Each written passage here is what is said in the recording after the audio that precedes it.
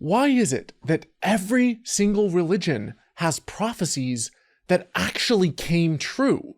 Yes, even religions that inherently conflict with each other. Turns out, they're all using the same psychological tricks.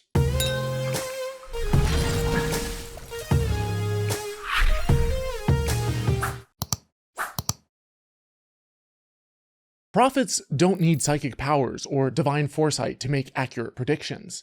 The most famous prophecies in history, from the Bible to Nostradamus to modern televangelists and psychics, succeed not because of divine revelation, but because of psychological manipulation, literary sleight of hand, and outright fraud. There are at least 9 surprisingly mundane tricks that make up any successful prophecy. So let's expose the con and shatter the mystique, shall we? First up, we have postdiction.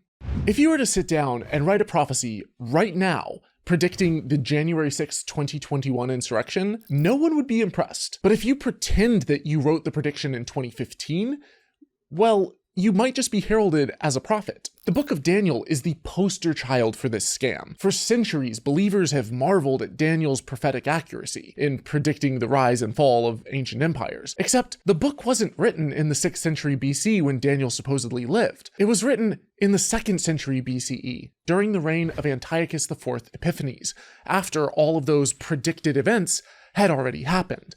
The evidence for this is overwhelming. The book accurately predicts historical events right up until Antiochus IV's persecution of the Jews, but then suddenly gets the next predictions abysmally wrong. The linguistic style, the Aramaic sections, the Greek loanwords, everything screams late composition, which is why scholars almost universally agree that Daniel wasn't a prophetically accurate early work, but was a later composition. For more on that, check out this video I did with Dr. Josh Bowen. Next, we have prophetic performance. Is something really prophetic if you're aware of the prediction and are just acting it out? Allow me to demonstrate. My friend Steve wrote a prophecy this morning. The man in the black hat, in the shadow of the great old one, shall drink water with a spoon. Well, the great old one is clearly Cthulhu. I'll just hold him right here between me and the light, grab a black hat, and voila, prophecy fulfilled. Now, you could spend all day doing this, staging unfulfilled prophecies from every religion and patting yourself on the back for being divine. But that's not evidence of prophecy. It's performance art. And yet you have Jesus doing exactly that in the Gospel of Matthew. He rides into Jerusalem on a donkey specifically to fulfill Zechariah 9:9. That's not a mystical prediction unfolding. It's someone deliberately checking a prophetic box. And riding a donkey is literally a prophecy that anyone can fulfill. A half-naked man slumped over the back of a donkey. An actual prophecy would require divine foresight. This is just human choreography. Number 3, vagueness and ambiguity. Have you ever wondered why so many prophecies are vague? In a world full of failed predictions, why risk prophetic failure by making specific testable predictions with dates, names, and places when you can craft cryptic riddles that mean everything and nothing simultaneously? Nostradamus was the undisputed master of this technique. His quatrains are so vague and metaphorical that they've been retrofitted to predict everything from Hitler's rise to 9/11. Fire from the sky could literally mean bombing raids, meteor strikes, spaceship re-entry, embers from the California fires, a really aggressive firework display, skydivers with sparklers, whatever the fuck this is, or this Rammstein performance. Biblical prophecy employs the same strategy. The book of Revelation is stuffed with dragons, beasts, and trumpets so symbolic they've been fulfilled dozens of times throughout history. Every generation of Christians is convinced they're living in the end times because the symbols are flexible enough to accommodate any crisis. And when have we not seen wars and rumors of wars? To be truly impressive, a real prophecy should be hyper-specific and testable, not this ambiguous hogwash. And then there's retrospective interpretation. Sometimes the prophecies are specific, and it's clear to everyone at the time that they're written what they're actually about. But later readers, hoping to make the prophecy about their present time, will either deliberately reinterpret or accidentally misinterpret the text so as to make it about them. With enough theological lubricant, you can make these square pegs fit just about any hole. Take Isaiah 7:14, for example. The virgin will conceive and give birth to a son. Christians turned this into a prophecy of Jesus' virgin birth, despite the original being about a local political situation in 8th century BCE Judah. The Hebrew word Alma doesn't even mean virgin. It just means young woman. In the Hebrew Bible, it says, a young woman has conceived and will bear a son. The Hebrew word is Alma, a young woman. It's not Bethula, which means a virgin. Sometimes you can even take non-prophecies and reinterpret them as such because they seem to mirror future events. Take Psalm 22, where David is describing his woes and states, "They pierce my hands and my feet." Christians love pointing to this as a prophecy about the crucifixion of Jesus, but it isn't. And hilariously, the Hebrew text doesn't actually even say pierce. The Masoretic text describes his hands being torn away at like a lion, suggesting the original text was corrupted, but centuries of Christian interpretation have turned a textual corruption problem into a prophetic triumph. Dogs have encompassed me, a company of evildoers have surrounded me, and then if you have a Christian Bible, it'll say, they pierced my hands and my feet. That sounds like crucifixion. But in Hebrew, it says Ka'ari, and Ari is a lion. And then there's the reworking of failures. The real masterpiece of prophetic apologetics is reinterpretation after failure. When prophecies crash and burn, true believers don't admit defeat. They move the goalposts and declare victory anyways. Evangelical prophets mastered this when they predicted that Trump would win the 2020 US presidential election. They prophesied that if you prophesied 8 years, is it that it's 4 now and 4 later?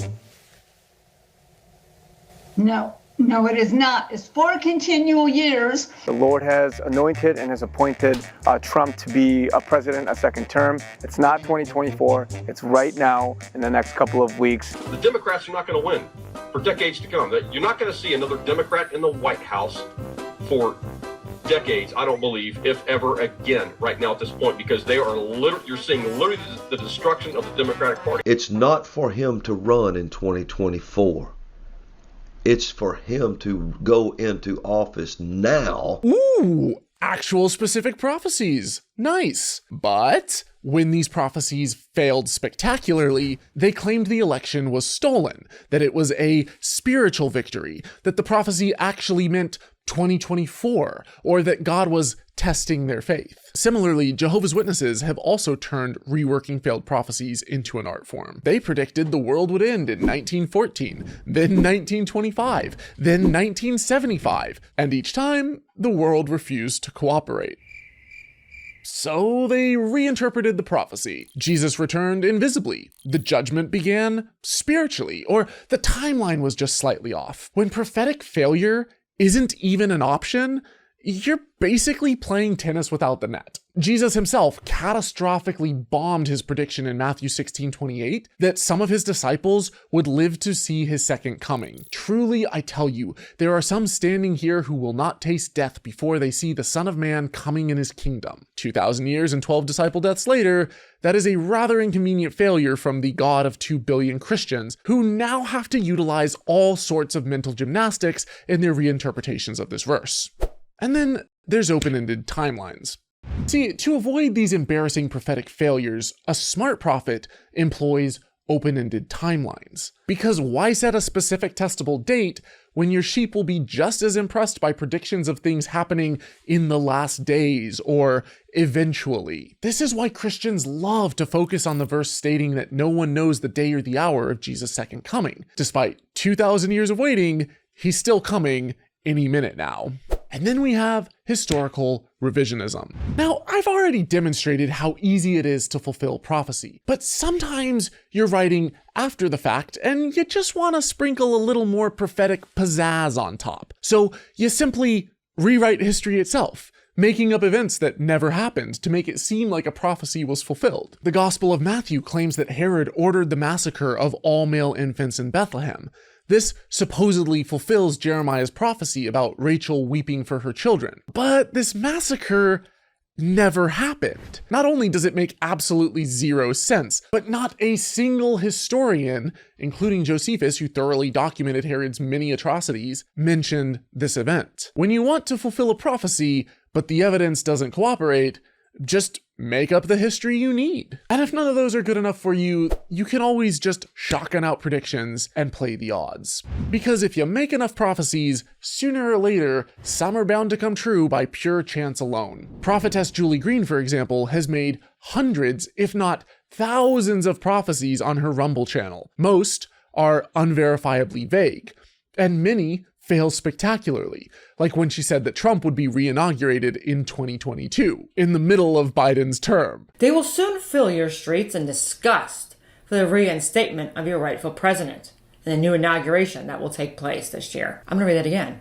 And a new inauguration will take place this year. The world will be watching as the rightful president takes back his place of power and the puppet show is destroyed. Incredible! But, like guessing coin flips, make enough guesses, and you'll eventually get it right. And if you're playing this prophetic guessing game, just prophesy things with high odds. The psychic twins predicted that California will get earthquakes, and there will be violence in the Middle East. Incredible! Then all you have to do is come along after the fact and highlight all of your hits. And before someone rushes to my comments to tell me that these twins predicted 9/11, we're known for predicting world events like 9/11. No, they most definitely did not. And I have already thoroughly covered and debunked that absolute abortion of a forced prophecy in my video on the psychic twins, which I will link to in the description below. Social pressure and selective memory. When you're a part of a community that treats questioning God's anointed prophets as heresy, you develop a remarkable ability to forget all of their failures and see only their hits. Religious groups excel at creating environments where failed prophecies are quietly swept under the rug, while apparently successful ones are endlessly celebrated. Criticizing a prophet's accuracy can result in excommunication or being labeled faithless. Under this pressure, believers learn to see patterns that aren't there and ignore failures that threaten their worldview. Cult leaders understand this psychology perfectly. When their doomsday predictions fail, they don't lose followers.